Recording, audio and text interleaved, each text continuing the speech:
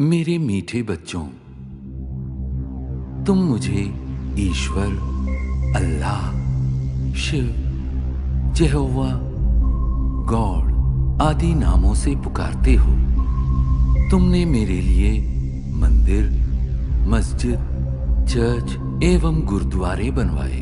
तुमने वेद शास्त्र और कई प्रकार की धर्म पुस्तकें लिखी। मेरे पास पहुंचने के लिए तुमने पूजा, अर्चना, तप आदि किए। तुमने मेरे नाम पर अनेक युद्ध किए और मेरे लिए कई त्याग व बलिदान दिए। लेकिन दुर्भाग्यवश न तो मुझे कोई भी प्राप्त कर सका और न ही मेरे पास पहुंच पाया।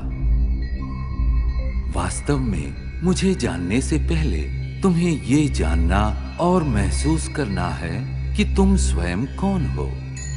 तुमने अज्ञानतावश स्वयं को भौतिक शरीर मान लिया है, इसलिए तुम जाति, धर्म, रंग, भाषा व राष्ट्रीयता के नाम पर भेदभाव करते हो। स्थूल नेत्रों से दिखाई देने वाला तुम ये नश्वर शरीर नहीं हो। तुम तो अविनाशी आत्मा हो, जो भ्रिकुटी के मध्य में स्थित होकर इस शरीर को नियंत्रित करती हो। अतः स्वयं को शरीर द्वारा कर्म करने वाली आत्मा अनुभव करो।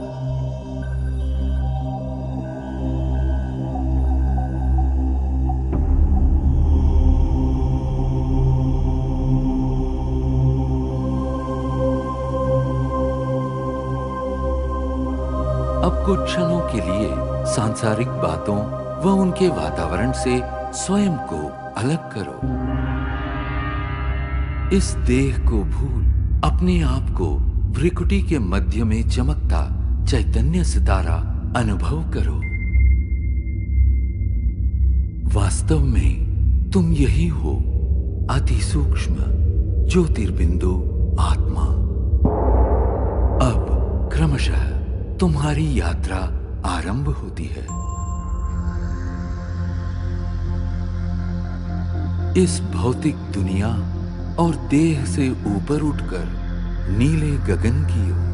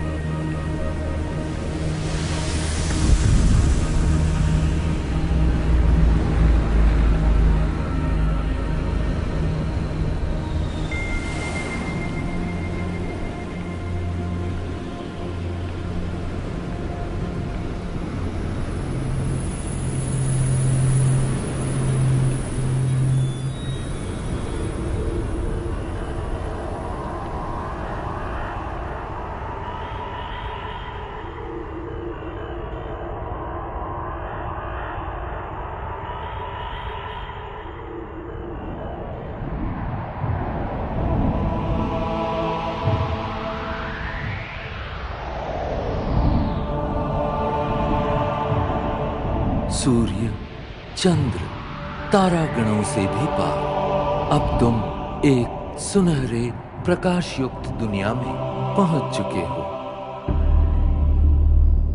ये वो आत्माओं की दुनिया है जिसे ब्रह्मलोक, शांति धाम, मुक्ति धाम व परम धाम कहा जाता है।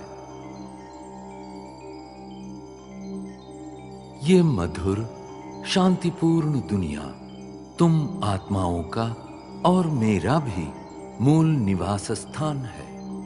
मैं तुम आत्माओं का पिता, परम पिता परमात्मा शिव हूं। तुम आत्माओं की तरह मैं भी अति सूक्ष्म हूं। ज्योतिर्बिंदु होते हुए भी ज्ञान गुणों में सिंधु के समान हूं। मैं सर्वशक्तिमान जन्म मृत्यु के चक्र से परे होने के कारण सदा पावन हूं।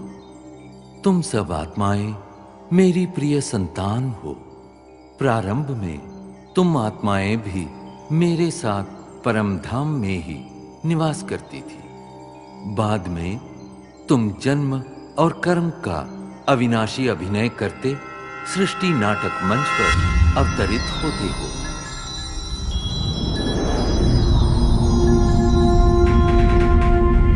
ये अनादि अविनाशी नाटक सतयुग, त्रेता युग, द्वापर युग और कलियुग 4 युगों में विभक्त है।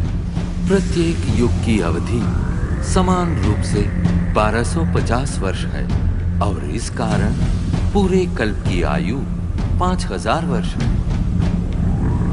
हर 5000 वर्ष में इस सृष्टि चक्र की हूबहू पुनरावृत्ति होती रहती है। कल्प के आरंभिक काल में सभी प्राणी और प्रकृति के 5 तत्व पावन थे। उस समय संसार सुख, शांति और आनंद से परिपूर्ण था।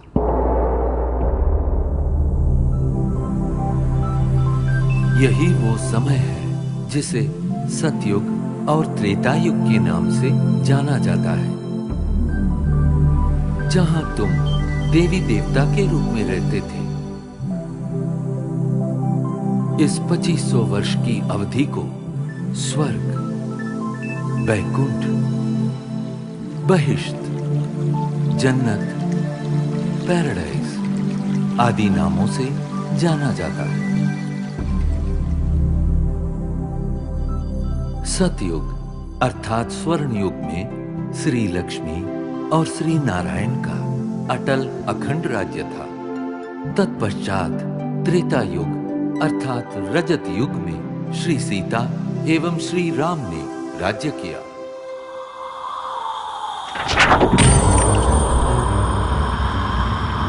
द्वापर युग में देहभान के कारण तुम विकारों में प्रविष्ट हो गए और इस कारण अपनी शक्तियां खोने लगे। इस अवधि में भिन्न भिन्न धर्म पिताएं आए और अपना धर्म स्थापित किए। प्रारंभ में इन धर्मों की स्थापना सारी मानव जाति को एक सूत्र में बांधने और उनका सही मार्ग प्रदर्शन करने के लिए हुई थी। अब इस कलियुग अर्थात कलह युग में मानव मन में विद्यमान 5 विकार चरम सीमा पर है, जिनके कारण 5 तत्व प्रदूषित हो गए और तुम शांति एवं खुशियों से वंचित हो गए हो। परिणामतः दुख, अशांति के दलदल से मुक्ति पाने के लिए तुम मुझे पुकारने लगे। यदा यदा हि धर्मस्य ग्लानिर्भवति भारत अभ्युत्थानमधर्मस्य तदात्मानं सृजाम्यहम् परित्राणाय साधूनां विनाशाय च दुष्कृतां धर्म संस्थापनार्थाय संभवामि युगे युगे। जब जब धर्म की ग्लानि होती है एवं अधर्म व पाप में वृद्धि होती है, तब तब सत धर्म की स्थापना और श्रेष्ठ विश्व नव निर्माण हेतु मैं धरती पर अवतरित होता। इस दिव्य व पावन अवतरण के काल को संगम युग कहते हैं। कलियुग और सतयुग के संगम का ये समय अत्यंत कल्याणकारी है। गीता में दिए इन वचनों के अनुसार अब भारत भूमि पर मेरा अवतरण हो चुका है। प्रजापिता ब्रह्मा के साकार मानवीय तन में मैं प्रविष्ट एवं सन्निविष्ट होकर सहज गीता ज्ञान एवं राजयोग द्वारा तुम आत्माओं को पावन बनाने का महान कार्य कर रहा हूं। अब तुम देह सहित देह के सर्व संबंधों को भूल स्वयं को आत्मा निश्चय कर मुझ परम पिता परमात्मा को याद करो। यही राजयोग है जिसके द्वारा तुम्हारे जन्म जन्मांतर के विकर्म दग्ध होंगे और तुम सर्व गुणों एवं सर्वशक्तियों से संपन्न हो जाओगे।